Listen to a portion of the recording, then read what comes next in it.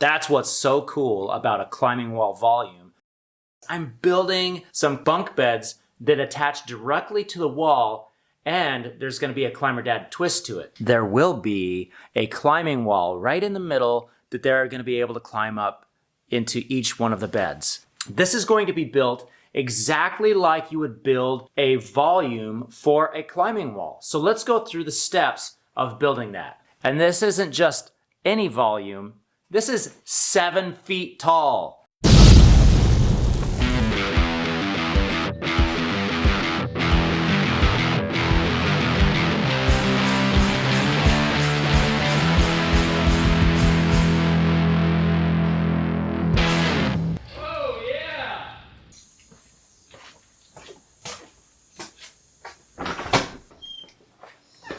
Hi, Uncle Pete.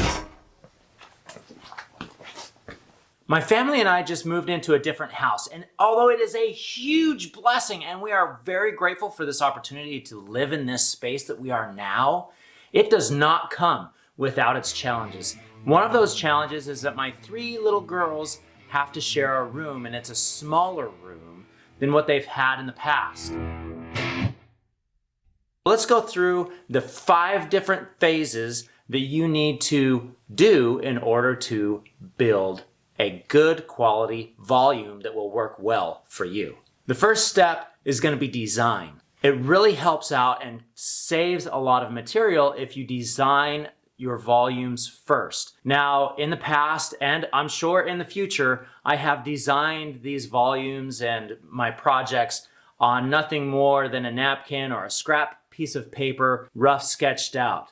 But what I really like to do, if there's an opportunity to, is design it in an AutoCAD, like SketchUp. I use SketchUp. I've used SketchUp for a very long time. If I were to start all over again, I would probably choose Fusion 360 because it seems like you could do a lot more with it, especially with all of these CNC routers and all these other things that are coming out that, well, maybe the future me will be able to actually afford one of those. It'd be really cool. Now, these steps can blend together. The second step is going to be material.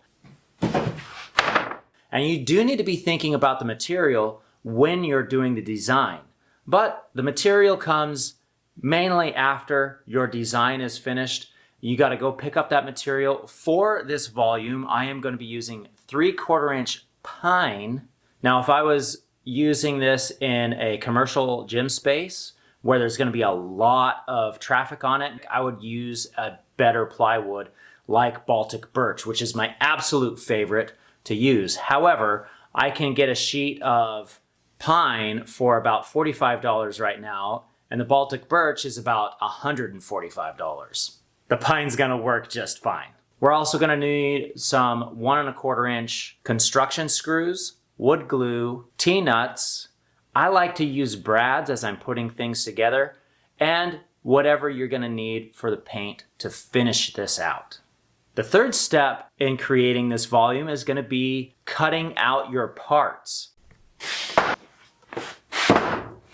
These are the exact sawhorses that I built like 3-4 years ago on this channel, and they have been abused and beaten and worked really hard, and they're still going.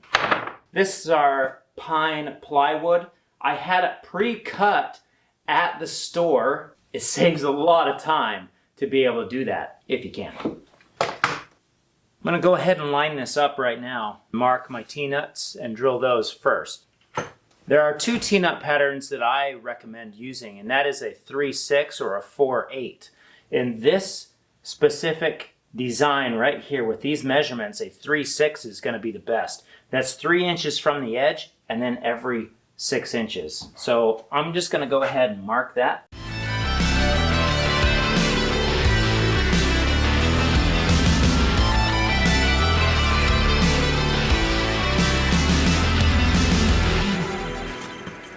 I do mark this on the face, so the front side. So I'm making my marks very small. I am going to paint this, so it doesn't really matter too much. But if I wasn't, I would be very, very careful and light with my marks so I could just sand them out.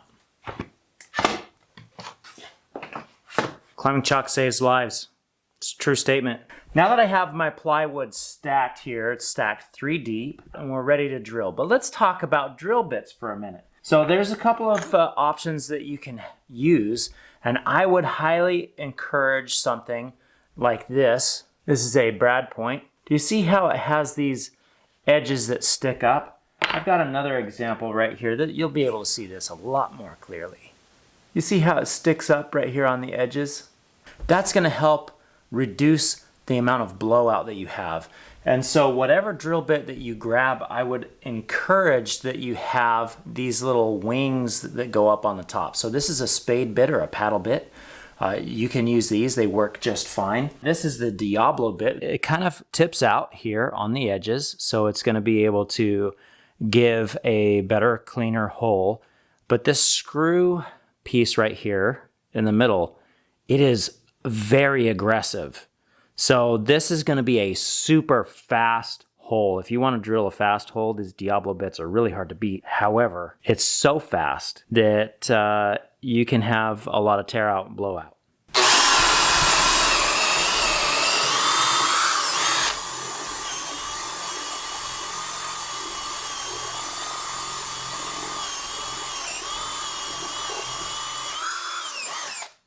There's the Diablo. Because I can control the speed of it, it does a little bit better job than that Diablo. Now we need to cut the miters. We're going to set this at 15 degrees. Yeah. Adjust it right there.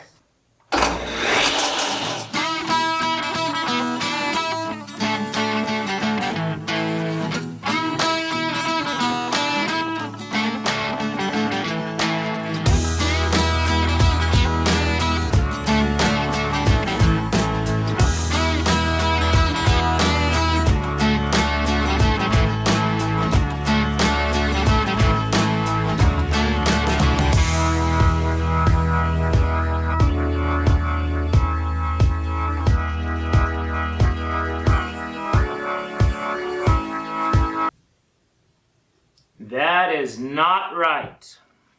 That is not right. It's got to be a 30-degree miter. That's an easy fix.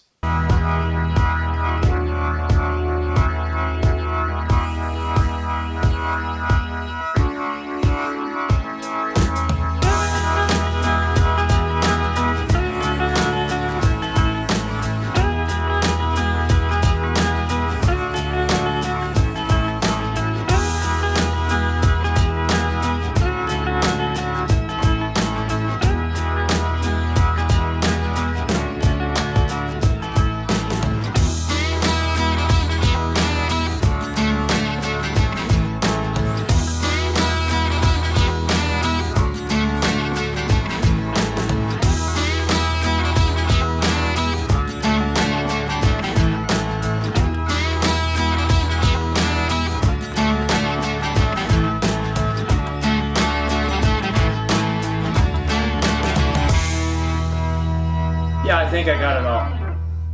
Climbing shock saves lives. And that will bring us into the next step, which is assembly.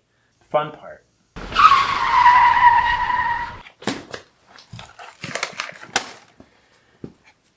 Now, because this is just going to be in the girls' room, there's not going to be a whole lot of activity on it. Also, the back is going to be very accessible if I need to do any repairs to the T-nuts. So I'm going to use the 4-prong T-nut. This is not the best T-nut to use, but it is a very economical T-nut.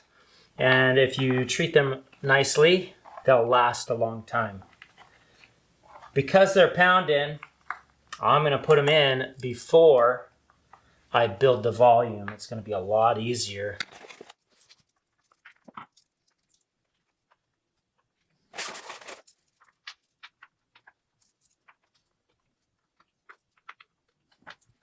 Fun fact for you, this is the exact same hammer that's in all of my intro videos. The handle has broken and I've redone the handle out of scrap wood, and when I did that I also polished the head.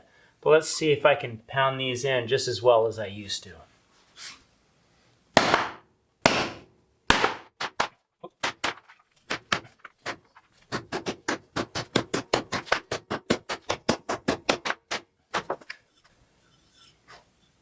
Oh yeah. We are now on to the assembly part.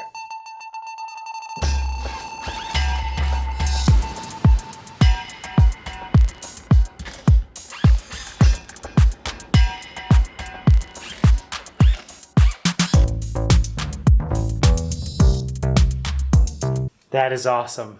I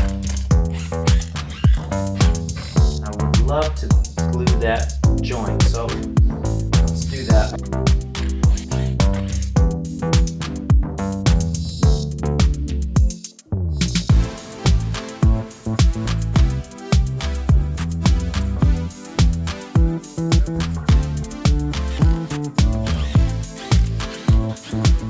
Climbing chalk saves lives.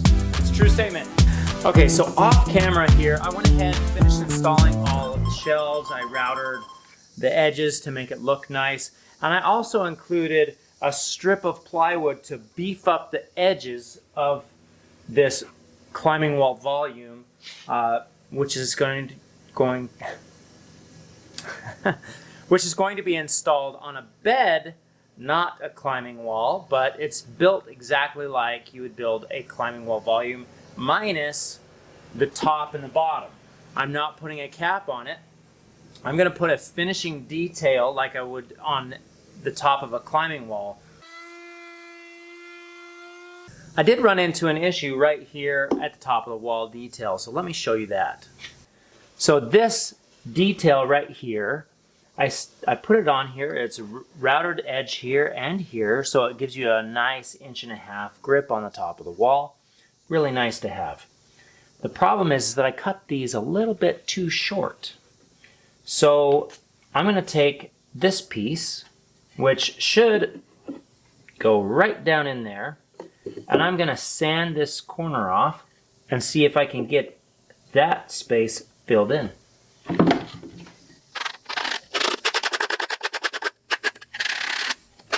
Okay, so just a little bit. Ooh, I think that's going to work.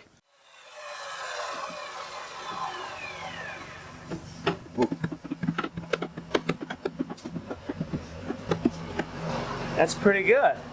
That is really good. Took care of that. I'll come in with a little bit of wood putty, maybe, and fill that in, make it look nice, but I think we're a winner! Climbing chalk saves lives. Maybe not quite to the finishing stages yet, but we're very, very close. So we need to address how we're going to mount this. I would love to put the volume inserts in this. However, I don't know where they are. I just moved and you've seen a little bit of what this shop looks like. I can't find them. And this isn't going to move after it's there. So we're going to do what will work really well for a home climbing wall, and that's use one of these countersink bits. We're going to drill from the back side, and then we'll come back through from the front side, and we'll countersink the front so that screw can sit in there and it'll work great. I didn't go all the way through with that. I got to go find a bit. Whoa! All right, we got a longer bit.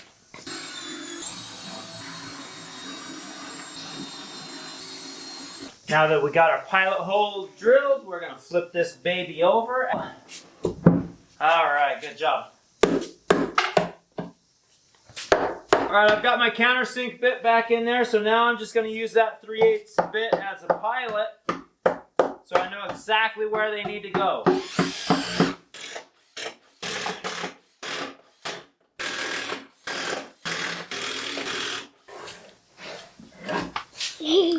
After your volume is completely assembled, you're going to go ahead and go into the final step, which is the finishing step. We're going to sand, then we're going to fill, and then we're going to sand. Lots and lots of sanding. And then hopefully paint after the second sanding.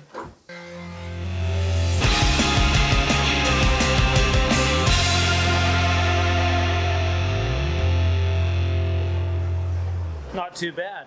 Make that nice and smooth. Choose what you want to do at this point. It is perfectly fine, and I really enjoy when I'm climbing on my own home walls, a natural finished volume. You don't need to have something on there that's going to make it look fancy. You just don't need that. The absolute cheapest way to finish and paint a volume outside of just leaving it natural is going to be with latex paint. Now, I've talked about that a lot in the past, but you need to know that if you are using latex paint, you need to let it cure for a long amount of time, and then you also need to chalk the back of your climbing holds, because polyurethane likes to stick to stuff, especially latex paint. So make sure that you chalk the back of your climbing holds. Somebody else has mentioned that they put a snowboard wax over the back of their climbing holds. I haven't done that yet, but that seems like a really good idea. So I hope that person doesn't mind me sharing it here. Thank you. And I wish I remembered your name. I'm sorry, I don't. But that was a great idea. Thank you for sharing that. After you get this all done, it's just time to enjoy it. Hi, Uncle Pete.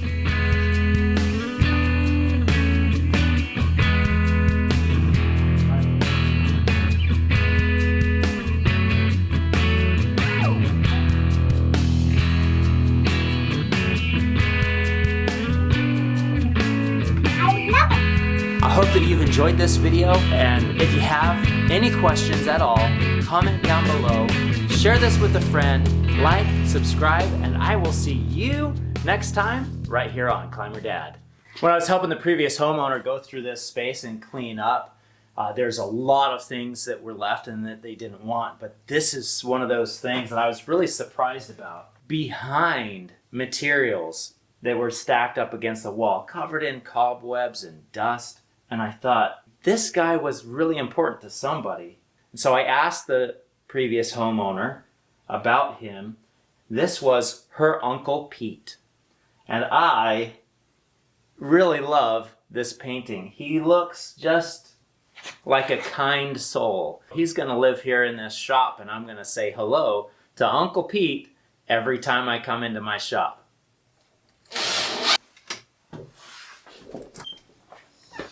Hi, Uncle Pete.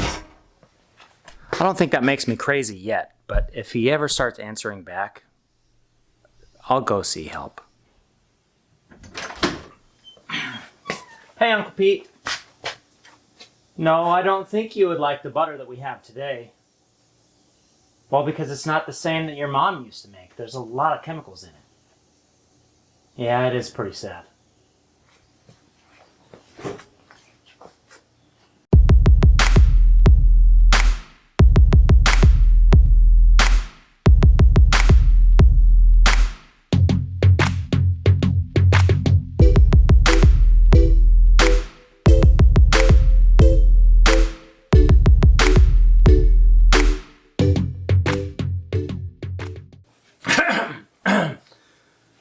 I need help. No, not from you, Uncle Pete. Although I appreciate the offer.